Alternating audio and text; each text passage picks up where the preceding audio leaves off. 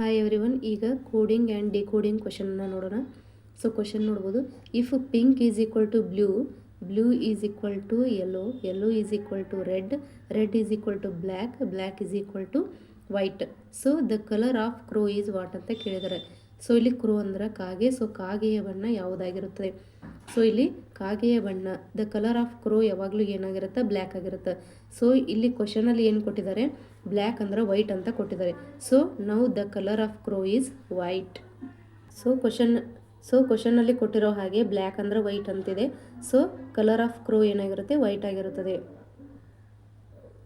So ಇನ್ನೊಂದು ಕ್ವಶನನ್ನು ನೋಡೋದಾದರೆ coding and decoding ಬಗ್ಗೆ. ಸೊ ಇಲ್ಲಿ ಸೈನ್ಸ್ ಅನ್ನೋದು ಒಂದು ವರ್ಡ್ ಕೊಟ್ಟಿದ್ದಾರೆ.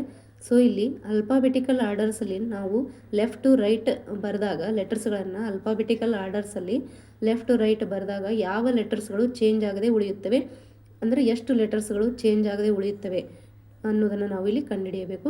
ಸೊ ಇಲ್ಲಿ SCIENCE ಇದೆ.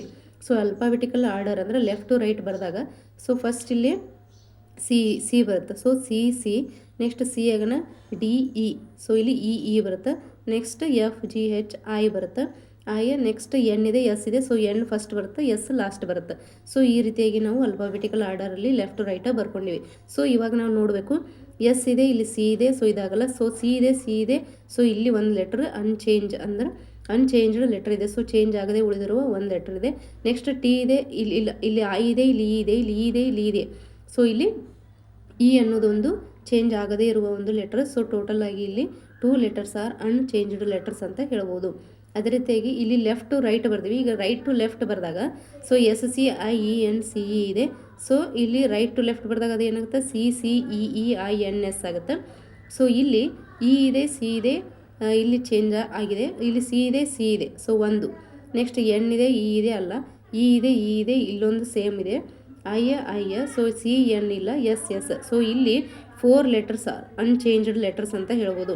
ಸೊ ಇಲ್ಲಿ ರೈಟ್ ಟು ಲೆಫ್ಟ್ ಸೈನ್ಸಲ್ಲಿರೋ ಲೆಟರ್ಸ್ಗಳನ್ನು ನಾವು ಅಲ್ಫಾಬೆಟಿಕಲ್ ಆರ್ಡರ್ಸಲ್ಲಿ ಬರೆದಾಗ ಚೇಂಜ್ ಆಗದೆ ಉಳಿದಿರುವಂಥ 4 ಲೆಟರ್ಸ್ ಅಂದ್ರೆ ಅವು 4 ಲೆಟರ್ಸ್ಗಳು ಯಾವು?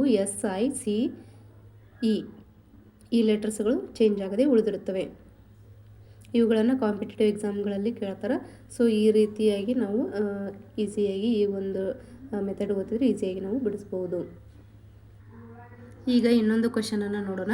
So if apple is equal to 18827, then employ is equal to 758239, then yam is equal to what?